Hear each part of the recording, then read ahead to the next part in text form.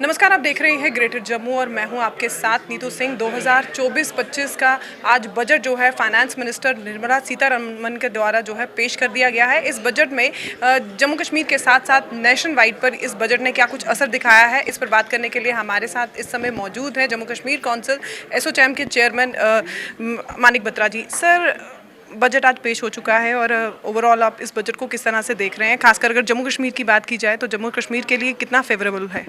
नमस्ते नीचू दी। देखें, जो आज का बजट अनाउंस किया गया है बहुत ही लॉन्ग टर्म पर्सपेक्टिव के साथ देखा गया बजट है और बैलेंस बजट है।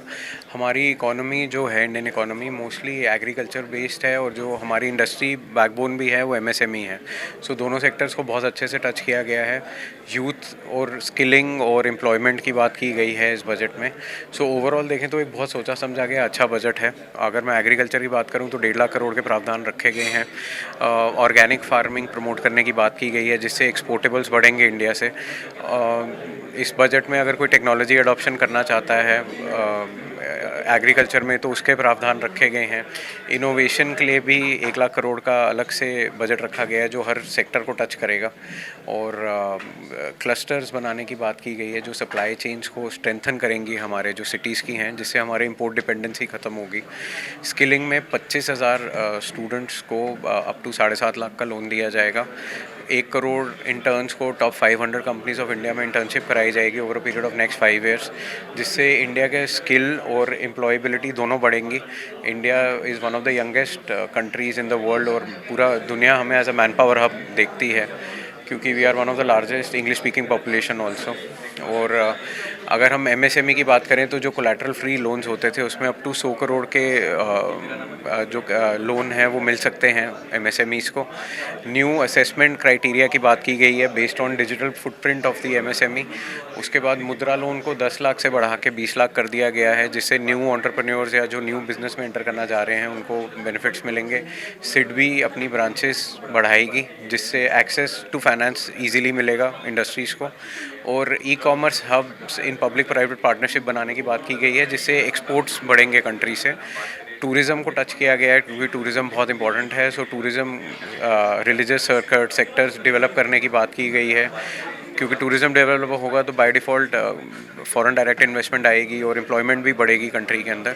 विमेन को डिफरेंट सेक्टर्स में अप टू 3 लाख करोड़ के प्रावधान रखे गए हैं कि विमेन एंटरप्रेन्योर्स और विमेन को इंक्लूड करने के लिए इकोनॉमी के अंदर। एंड अगर ओवरऑल देखें तो एक सोचा समझा बैलेंस बजट है। सर, आम जनता पर इस बजट का कैसा असर रहने वाला है, आप उसे किस तरह से देखते हैं? देखें, अगर आम जनता की बात करें तो कुछ कस्टम ड्यूटी कट्स की बात की गई है ऑन एसेंशियल आइटम्स। तो एक बार वो एसेंशियल कमोडिटीज़ पे किन पे कस्टम ड्यूटी कट्स आ रहे हैं, जैसे गोल्ड सिल्वर पे भी जो मैंने सुना था कि कस्टम ड्यूटी रिड्यूस करने की बात की गई है। सो आई एम श्योर जब डिटेल्ड अगर हम बजट देखेंगे तो बैलेंस्ड है और लॉन्ग टर्म के हिसाब से बेनिफिशियल रहेगा। और जहाँ तक मुझे लगता है इससे स्पेंडिंग बढ़ेगी तो जीडीपी भी बेटर होगी। और अगर टैक्स स्लैब की बात की जाए? टैक्स स्लैब में मैम देखें जो स्टैंडर्ड डिडक्शन है फॉर सैलरीड एम्प्लॉयज़ को 50,000 से बढ़ा के 75,000 कर दिया गया है और जो फैमिली पेंशनर्स हैं उनको 15,000 से बढ़ा के 25,000 कर दिया गया है। और जो न्यू टैक्स रिजीम के under up to 3 lakh there is no tax. इस समय हमारे साथ मौजूद हैं एसोचैम को चेयरमैन भूपेश गुप्ता जी। जानने की कोशिश करेंगे सर, जिस तरह से आज बजट आया है, खासकर होटेलियर सेक्शन की अगर बात की जाए तो किस तरह से आप उसको देखते हैं? मैं जो अभी तक जो बजट आया है, अगर मैं ओवरऑल बात की जाए तो इंडिया को एक इंटरनेशनल ग्लोबल डेस्टिनेशन बनाने की बात की गई है। इसमें 2 राज्यों को अभी तक जो प्रावधान दिए गए हैं, एक उड़ीसा और बिहार है। बिहार के अंदर 2 पिलग्रिमेज साइट्स हैं जिसको काशी विश्वनाथ कॉरिडोर के स्तर पर उसको आगे बढ़ावा देने के लिए बात की गई है।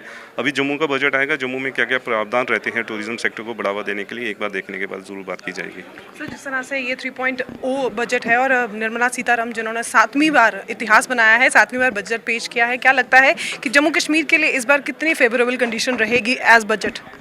मैम देखिए, अभी तक जो हम बात करें, अभी इलेक्शंस की बात हो रही है, 370 की बात हो रही है, स्टेटहुड की बात हो रही है, तो मेरे को मद्देनज़र रख के इन सबको मद्देनज़र रखते हुए काफ़ी सारी उम्मीदें हैं कि जो जम्मू सेक्टर के अंदर टूरिज़्म को लेके, पिलग्रिमेज को लेके और काफ़ी डेवलपमेंट प्रोजेक्ट को लेके कोई ना कोई प्रावधान ज़रूर आएंगे। हमारे साथ इस समय चार्टर्ड अकाउंटेंट है आदित्य सूरी जी, बातचीत करेंगे। सर, आप किस तरह से देखते हैं आज ओवरऑल जो बजट पेश हुआ है? मैडम, ये ओवरऑल बजट बहुत बेहतरीन और well detailed, well explained budget था। इस बजट में ऑलमोस्ट सारे ही सेक्टर्स कवर किए गए हैं। जो एक विकसित भारत का हम सपना देखते हैं, उस सपने को पूरा करते हुए ये बजट में अपना infra, railway, tourism, solar plants की, ये हर ऑलमोस्ट हर चीज़ को इसको कवर किया गया। तो ओवरऑल ये बहुत बढ़िया और बेहतरीन बजट है। सर, जम्मू कश्मीर के लिए टैक्स रिबेट को आप किस तरह से इस बार इस बजट के माध्यम से आप देख रहे हैं? मैडम, टैक्स रिबेट तो पूरे देश के लिए इन्होंने जो निकाली गई है, उसमें जो न्यू टैक्स रेजीम है उसमें इन्होंने और चेंज की गई है। जो पहले 15 लाख रुपए की इनकम जिसका टैक्स अगर 1,60,70 बनता था, अब उसमें 17,500 की सेविंग्स और होगी। इसके साथ साथ इन्होंने सैलरीड एम्प्लॉयज़ की भी स्टैंडर्ड डिडक्शन जो है 50,000 से बढ़ा के 75,000 कर दी गई है। इसके साथ इन्होंने फैमिली पेंशन में भी 15,000 से उसकी लिमिट बढ़ा के 25,000 की है। तो ओवरऑल ये बढ़िया और बेहतरीन बजट है। सर, कैसे देखते हैं आज जम्मू कश्मीर के लिए बजट को आप?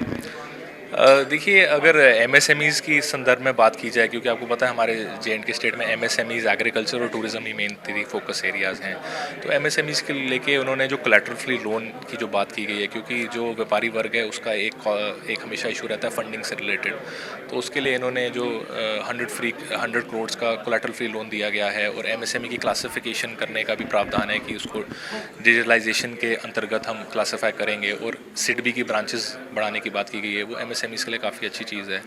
और अगर हम यूथ की स्किलिंग की बात करें, स्किलिंग के ऊपर काफ़ी प्रावधान दी गए हैं। जैसे 1 करोड़ इंटर्नशिप्स गवर्नमेंट ने बोला है हम लगाएंगे। मैं समझता हूँ कि हमारे यूथ की एक रिक्वायरमेंट रहती है कि वर्क एक्सपीरियंस और इंटर्नशिप को लेके, जिससे वो आगे चल के अपना व्यवसाय भी खोल सकते हैं और अच्छी मल्टीनेशनल कंपनीज ज्वाइन कर सकते हैं। वो एक अच्छा प्रावधान है। जहाँ तक एग्रीकल्चर की बात है, ज़रूर हमारी इकॉनमी, आपको पता है जे.एंड.के की इकॉनमी एग्रीकल्चर डिपेंडेंट इकॉनमी है। तो 1.5 लाख करोड़ की इन्वेस्टमेंट गवर्नमेंट ने बोला है हम एग्रीकल्चर में देंगे, और मैं समझता हूँ in form of subsidies and schemes वो आएगी तो काफ़ी ज़्यादा सराहनीय कदम है। गवर्नमेंट ने जैसे एग्रीकल्चर को बूस्ट अप करने के लिए जीआई टैगिंग करवाई थी पिछले साल, आपको पता ही है। सैफरन और कलाड़ी, गुच्छी वगैरह इन सारे को प्रमोट करने के लिए उन्होंने जीआई टैगिंग का प्रावधान भी किया था। हमारे बासमती राइस जो आरएसपुरा के हैं उनके लिए भी प्रावधान किए गए हैं। तो मैं समझता हूँ कि ओवरऑल एक बैलेंस बजट है। और जहाँ तक इंडस्ट्री की बात है, हमारा एक काफ़ी मेजर एक इशू था, जो एनसीएसएस स्कीम जो हमारी है वो 30 सितंबर तक ही लागू है, उसका एक्सटेंशन। तो उसके बारे में कुछ नहीं कहा गया है, और उसकी एलोकेशन के बारे में भी कुछ नहीं कहा गया है। बट मैं समझता हूँ आने वाले कल में और अनाउंसमेंट्स होंगी, तो उसमें मैं अपेक्षा है कि जे.एंड.के स्पेसिफिक वो 1-2 इश्यूज़ हैं जो गवर्नमेंट अनाउंस करेगी। जिस तरह से देखा आज आपने, फाइनेंस मिनिस्टर निर्मला सीतारमण के द्वारा आज 3.0 बजट को जो है वो पेश कर दिया गया है। इस समय ओवरऑल अगर बिजनेसमैन की बात की जाए या होटेलियर्स की बात की जाए, तो उनका ये कहना है कि जो बजट पेश किया गया है केंद्र सरकार की तरफ से, वो भारत के लिए काफ़ी हितकारी है। लेकिन आने वाले समय पर इस बजट का असर क्या आम जनता पर होगा, ये तो समय ही बताएगा। लेकिन फिलहाल इस समय जो बजट के बारे में जानकारी मिल रही है वो यही है कि इस समय बजट जो है वो सबके लिए फेवरेबल है। क्या कुछ कहना चाहते हैं इस वीडियो के बारे में कमेंट सेक्शन में कमेंट करके ज़रूर बताइएगा। तब तक के लिए मुझे दीजिए इजाज़त। कैमरामैन अजय जाडू के साथ मैं नीतू सिंह, ग्रेटर जम्मू के लिए। धन्यवाद।